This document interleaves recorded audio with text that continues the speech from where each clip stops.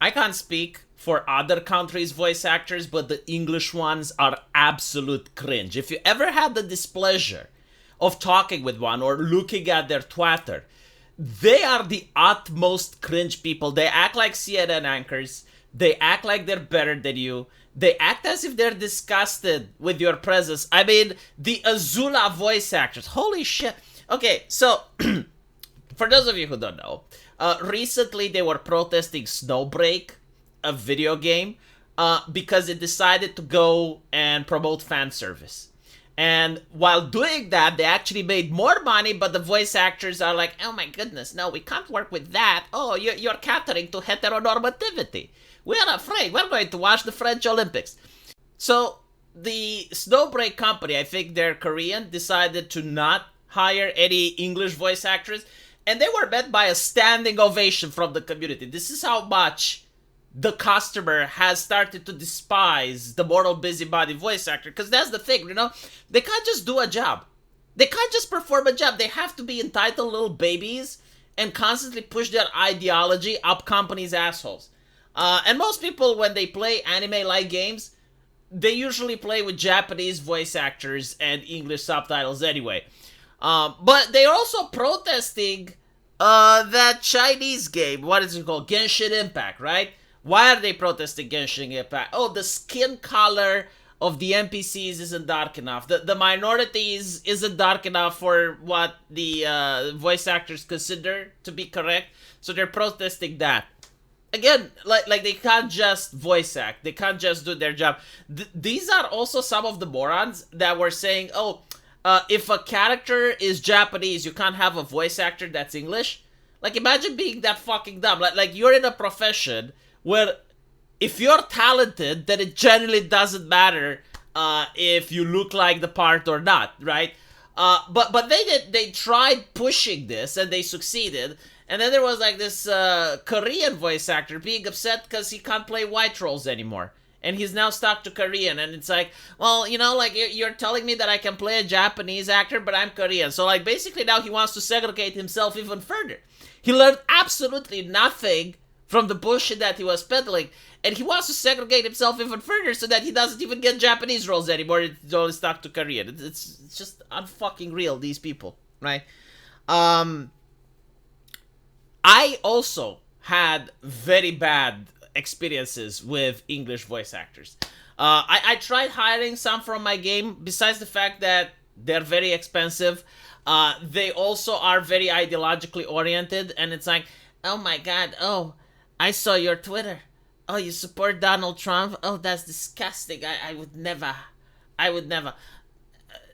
The person that I actually got, it took 3 months in order to deliver me just a couple of lines.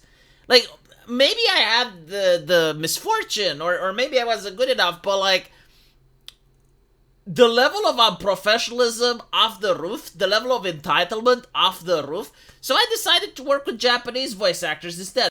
Now, it was a little bit more difficult, because first I had to translate the entire game into Japanese, and then you find out that most Japanese people live in houses that have very thin walls, so they can't really record from home. You gotta rent the studio from them. It's a little bit more expensive.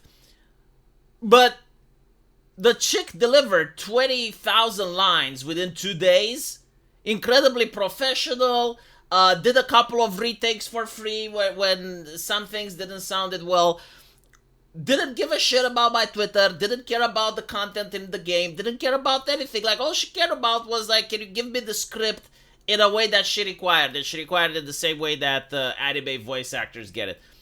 And that was it, right? No drama, no delays, no renegotiation of the contract, no union, no nothing. It's like, and she did a really great job, by the way. Like, she actually put her soul into it. Like, she asked me a lot about the character. Asked me, like, how does she want the lines to come out. And I assume it's not just Japan. I assume it's most other countries. But for some fucking reason, especially the voice actors from the United States, they're absolute cancer. Absolute cancer. Now, obviously not all of them, right? Like, I'm sure that there may be some good ones, but every single time they pop up in the news, I see entitled children. Every single time I see, like, one of the worst takes imaginable on Twitter about anything, you look into it, chances are it's a localizer, if not, it's a voice actor. You kind of know it based on the level of cringe. Like, normal people are incapable of exposing this cringe. And the thing that is funny is that they're doing this when the AI is right around the corner. Like not only are you putting studios in a position where they can do a lot of budget cuts by using AI instead of using you, but on the other hand, you're also using your bullshit ideology and you're trying to pressure studios into changing their production, into changing their product just because you don't like it. So, like, the public loves it, right? Like, millions of people like it, but you personally don't. So, you not only do you choose not to work with that company, but you're trying to organize boycotts and shit. Like, these people, I don't know what to say. Like, they just don't know their own interests. So, yeah, you know, I hope that this goes just as well as the first strike. I don't even know, like, why companies should even work with them, to be honest. Like, at this point, even if I know that the AI isn't as great as the voice actor, and even if the AI isn't as customizable as the voice actor, just knowing that this ideologue got his comeuppance makes me happy. Again, like, I'm sure that a lot of people will get hit by this, people that don't deserve it, people that are nice and all. But my God, your colleagues, your quote-unquote community is filled with toxicity.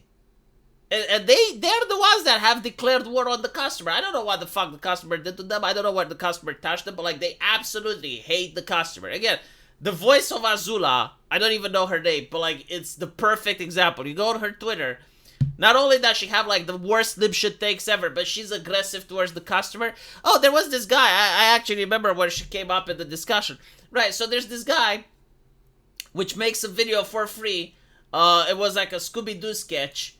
And the guy decided to use AI because he didn't have money, right? Like, we're not talking about a big studio, we're not talking about a big production, just like some random guy that was focusing on the filming and it's like used the AI in order to make a couple of voices. Oh my God, the voice of Azula went batshit crazy, like, holy shit, like, she went after this guy and was like, but like, the thing that I loved the most was the IQ level. Like, you need to have a big brain in order to say the dumb shit she did.